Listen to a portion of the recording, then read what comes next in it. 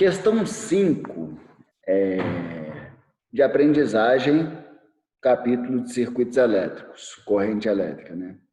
Os valores nominais de uma lâmpada incandescente usada em uma lanterna são 6 volts, 20 miliamperes. Isso significa que a resistência elétrica do seu filamento é igual a quanto? Beleza? Então, vamos lá. Continuando, então, aqui, vamos procurar entender o que a questão está discutindo.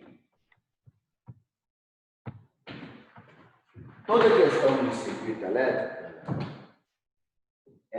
eu procuro primeiro construir o circuito elétrico, se não foi desenhado na questão, para que eu tenha uma percepção do que está acontecendo. E isso é uma ideia de um circuito simples, né? É um único gerador que vai se alimentar um resistor, que seria a lâmpada dessa lanterna, ok? E aí, essa questão está analisando o comportamento desse circuito, e não está analisando o comportamento dos dispositivos que constituem esse circuito aqui, né? Está analisando as grandezas que são medidas dentro do circuito.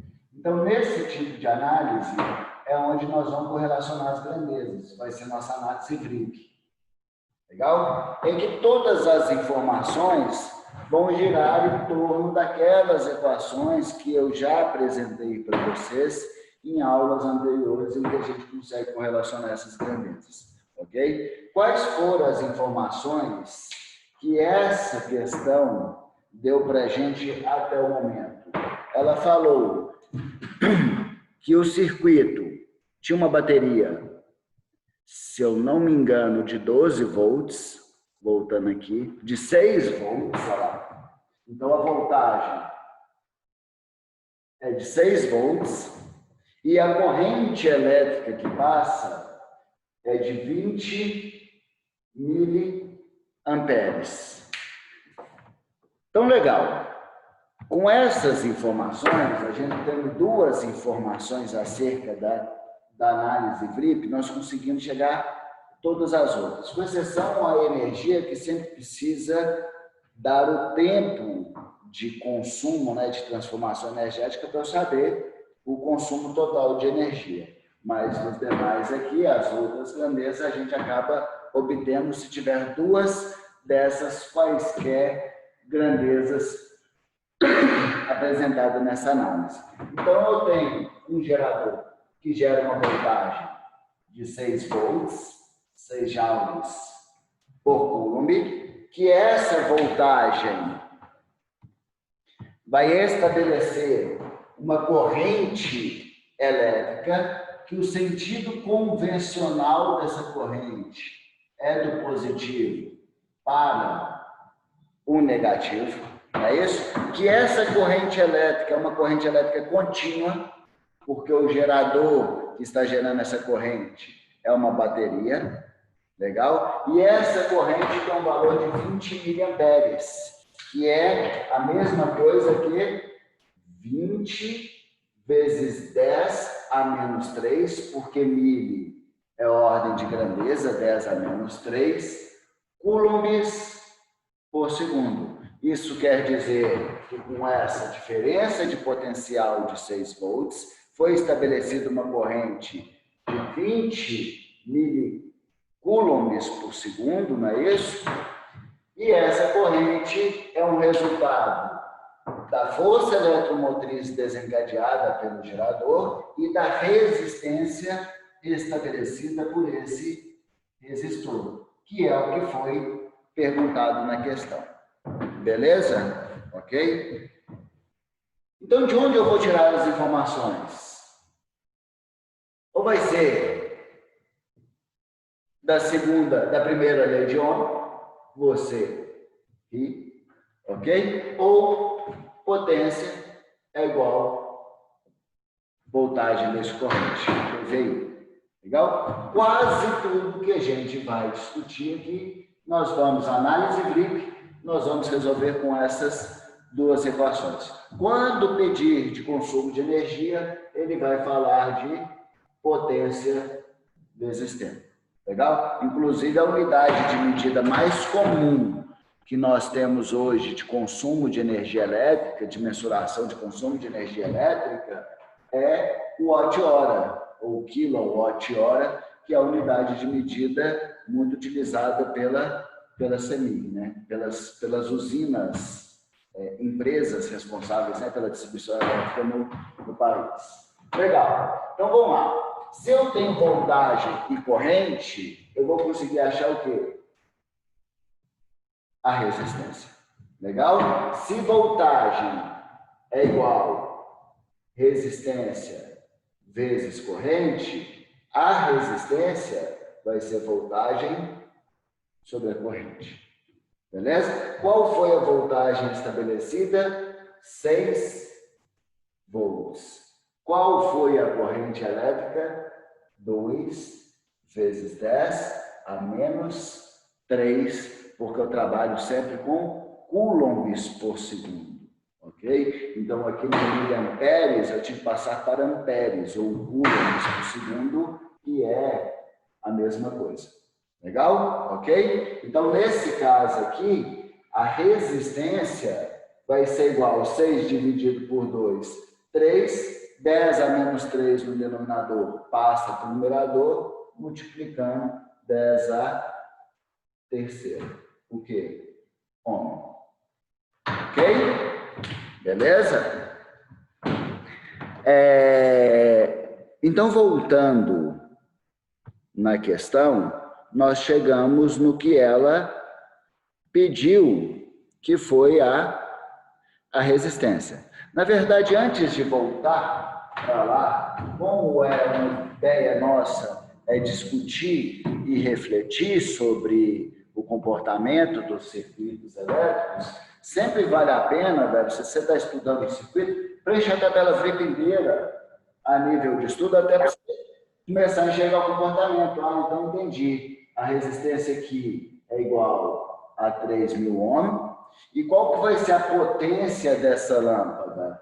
Então, a potência dela vai ser o quê? Voltagem vezes corrente. A potência dela vai ser igual a uma voltagem de 6 volts vezes uma corrente que é de, cadê? 20 miliamperes. 20 vezes 10 a menos 3. Então, essa potência aqui vai ser igual a 6 vezes 20, 120, vezes 10 a menos 3, 0,12 watt, que é joules por segundo. Legal? Então, a potência é igual a 0,12 watts, que é igual a 0,12 joules por segundo. Então, vamos procurar entender aqui o que ele quer dizer, que a gente pode compreender sobre esse circuito elétrico. Foi estabelecido pelo gerador uma voltagem de 6 volts, isso desencadeou a força eletromotriz, que fez com que cada coulomb de carga, ao atravessar o circuito, perdesse na resistência 6 joules de energia. Beleza? Esses 6 joules de energia foram transformados em outra forma de energia. No caso da lanterna, em energia radiante. Legal? Cada coulomb de carga deixa 6 joules de energia quando atravessa o circuito. No entanto, a cada segundo de funcionamento que essa lanterna tem, vai passar somente 20 vezes 10 a menos 3 coulombs de carga, né? Menos do que 1 coulomb de carga. Então, vai ter uma transformação menor do que 6 joules de energia a cada segundo. Porque se passasse 1 coulomb de carga, deixaria 6 joules naquele segundo, mas passa 0,02 coulombs de carga por segundo. Beleza? Cada coulomb deixa 6 joules. Essa quantidade vai deixar diretamente proporcional 0,12 joules a cada segundo de funcionamento. Legal? Ok? Então, dentro da discussão aqui, claro, eu resolvi a questão, mas acabei falando um monte de outras coisas com vocês, relembrando de características, tipo de gerador, para vocês irem memorizando. Beleza? Voltando na questão, então, compartilhando a minha tela, a resistência elétrica no circuito é 3.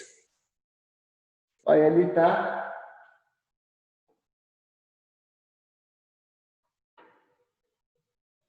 Ali está 300. E 3 vezes 10 a terceira, achei 3.000. Então, deixa eu voltar às contas aqui. Desculpa se eu me distraí. A corrente elétrica é 20 vezes 10 a menos 3. Não é isso? Miliamperes. A resistência... aqui, ó. Desculpa. Eu dividi por 2 vezes 10 a menos 3. E não 20 vezes 10 a menos 3. Então, não é 10. 3 vezes 10 a terceira. E sim 3 vezes 10 a segunda. Não é 3.000 homens, e sim 3 homens. Ok? Beleza? A potência vai continuar sendo a mesma, que a corrente e a voltagem são as mesmas que foram as determinadas na questão. Então, na verdade, a resistência é de 300 ohms. Com isso, a gente vai eliminar aqui as alternativas A e E. Agora, quando que a resistência ela vale 300 ohms? Ok? Com a lâmpada acesa ou apagada. Com a lâmpada acesa, e tem um valor bem maior quando apagada. Com a lâmpada acesa, e tem um valor bem menor quando apagada. Beleza? O que vocês acham? Se a gente for parar para pensar na resistência de um resistor, a resistência dele, ela vai ser sempre igual, determinado pelo tipo de material que ele é constituído. Inclusive, quando eu quero alterar a resistência, eu tenho que alterar o tipo de material, o comprimento dele e a área. Então, ou seja, se eu quero alterar a resistência de um resistor, eu tenho que alterar as características inerentes do resistor. Então, a resistência que ele oferece, ela sempre vai existir. Pode ter uma corrente elétrica passando por esse resistor ou não. Se a corrente passar, ele vai estar ofertando a essa resistência aos elétrons. Mas a resistência que ele estabelece, ela sempre vai existir. E independente de características externas, como voltagem, porque os resistores que a gente trabalha são os resistores ideais. Então, a gente despreza qualquer característica externa, como temperatura, voltagem, e considera somente características intrínsecas ao material como o fator determinante de sua resistência. Legal? Então, voltando aqui, a gente pode ver que não interfere se a lâmpada está apagada ou acesa. Se estiver apagada ou acesa, é questão de ter ou não corrente elétrica passando por ali para que haja transformação de energia na resistência. Mas uma vez tendo o resistor instalado dentro do circuito, a resistência estará lá sempre, independente se está em funcionamento ou não. Com isso, a resposta é letra B de bola. Legal? Ok?